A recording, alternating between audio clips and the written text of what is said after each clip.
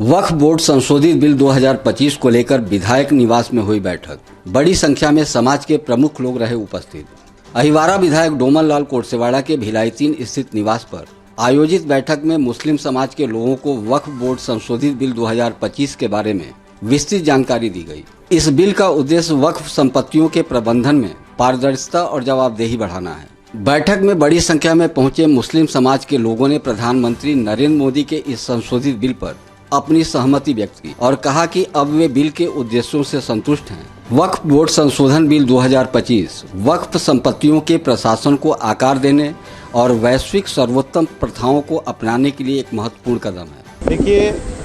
जो नया वक्फ अधिनियम बिल आया है, उस बिल में और मुसलमानों के बीच में बहुत विरोधाभास था।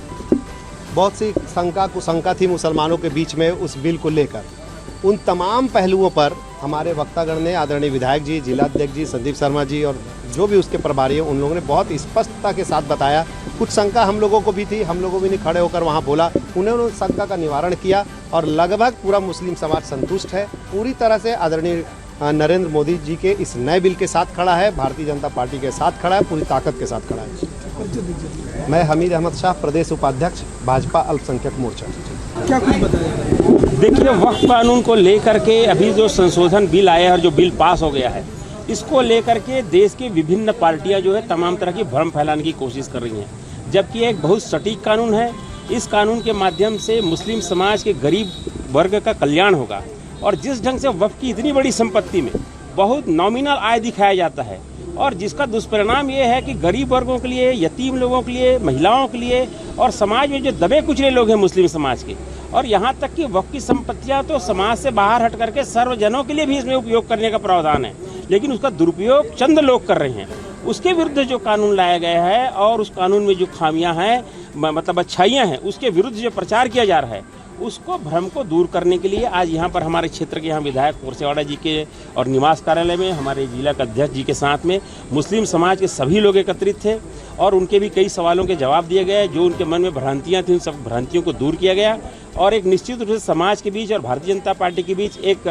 आपस में तालमेल हुआ है कि आने वाले समय में ऐसे भ्रम जो फैलाए जा रहे हैं उसके विरुद्ध समाज जो है तन करके खड़ा होगा और आने वाले समय में समाज के लोग भी अपने और निचले स्तर में समाज में जाकर के इस बिल में जो अच्छाइयाँ हैं और जिसके कारण आने वाले समय में निश्चित रूप से मुस्लिम समाज के गरीब लोगों को फायदा होगा, उसका वो प्रचार करेंगे। लेकिन उनके मन में कुछ प्रश्न थे, उन प्रश्नों का यहाँ पर उत्तर दिया गया, जिसमें उन्होंने वक्फ बाय यूज़र के विषय में उनका एक प्रश्न था। उनमें कुछ विषय था कि कलेक्टरों को इसमें जो मुखिया बनाया गया है, ऐसे 2-3 प्रश्न थे जो आमतौर पर विपक्षी दल के लोग भ्रम फैला रहे हैं। उस भ्रम को यहाँ पर दूर किया गया। इससे कोई परेशानी नहीं होगी, बल्कि एक मजबूत और एक सशक्त कानून है जो आने वाले समय में मुस्लिम समाज का भला करेगा।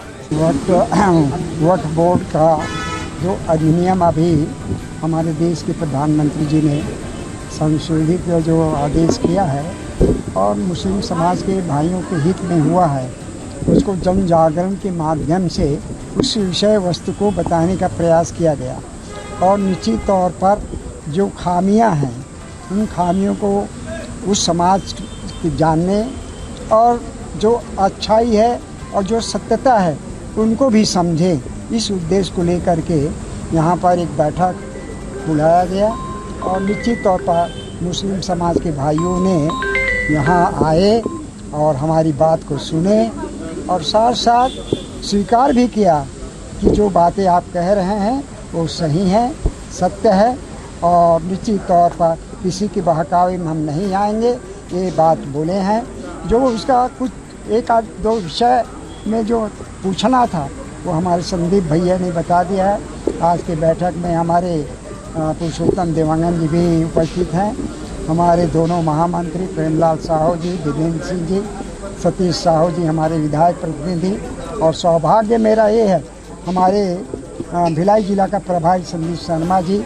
उपस्थित हुए हैं, उनको भी धन्यवाद देना चाहता हूँ। आप सबका, मीडिया को भी धन्यवाद देना चाहता हूँ। निश्चित रूप से आज की बैठक बहुत सार्थक रही है। समाज के सभी प्रमुख लोग आए थे, सदर लोग आए थे सभी मस्जिदों का, और जिस तरह से भारत में वक्फ बोर्ड जन जागरण समिति की जो भारतीय जनता पार्टी ने निर्माण किया है, वो समिति पूरा जिले में सभी जगह, सभी विधानसभाओं में वक्फ बोर्ड जन जागरण समिति की बैठक करा रही है। आज विधायक निवास पे यहाँ पे बैठक हुई है और जो वक्फ बोर्ड संशोधन समिति जो बनी है उसमें जो है जो वक्फ बोर्ड के नियम जो बनी है, कानून जो बना है, उसको विस्तार से बताया गया कि किस तरह से नरेंद्र मोदी जी ने एक अल्पसंख्यक समाज का उत्थान और विकसी और प्रगति चाहते हैं और किस तरह से वक्फ बोर्ड के द्वारा समाज को गुमराह करके वक्फ बोर्ड की संपत्तियों का गलत इस्तेमाल किया जाता था, उनका दोहन और शोषण किया जाता था। कहीं न कहीं जंग रान के माध्यम से हम सारे अपने अल्पसंख्यक भाइयों को बता रहे हैं और वह कानून के बारे में बता रहे हैं कि ये जो गुमराह फैला रहे हैं, भ्रामक फैला रहे हैं कि धार्मिक भावनाओं को ठेस पहुँचाया जा रहा है, धार्मिक भावनाओं को छेड़ा जा रहा है, जबकि ऐसा कुछ भी नहीं है। इस कानून में कहीं भी धार्मिक भावनाओं को छुआ भी नहीं गया है और जिस तरह से पूरे देश में माहौल बनाया जा रहा है, आज कहीं न कहीं ये जानने के बाद हमारे मुस्लिम भाइयों ने इसको स्वीकार भी कर रहे हैं। कहीं न कहीं सर्वहितैषी और सर्वस्पर्शी यह कानून है और हम सबको ये जानकारी नहीं थी। आज जानकारी होने के बाद में समर्थन में सभी लोगों ने अपना समर्थन दिया। नहीं, ये क्लियर तो है ही है। कुछ लोग जो थोड़ी मोड़ी गलतफहमियां पैदा करके समाज में वातावरण को, माहौल को खराब करने का प्रयास कर रहे थे, कुछ बारीकियां जो कम बताई जा रही थी और गलत चीज़ों को ज़्यादा जो फैलाया जा रहा था, उसको आज भारतीय जनता पार्टी के माध्यम से, वक्फ संशोधन अधिनियम के माध्यम से, इस बैठक के माध्यम से जो गलतफहमियां आपस में थी वो पूर्ण रूप से दूर हो गई। ये वक्फ फॉर यूज़र में जो सबसे बड़ी गलतफहमी जो मुसलमानों में थी, उसकी जो सोच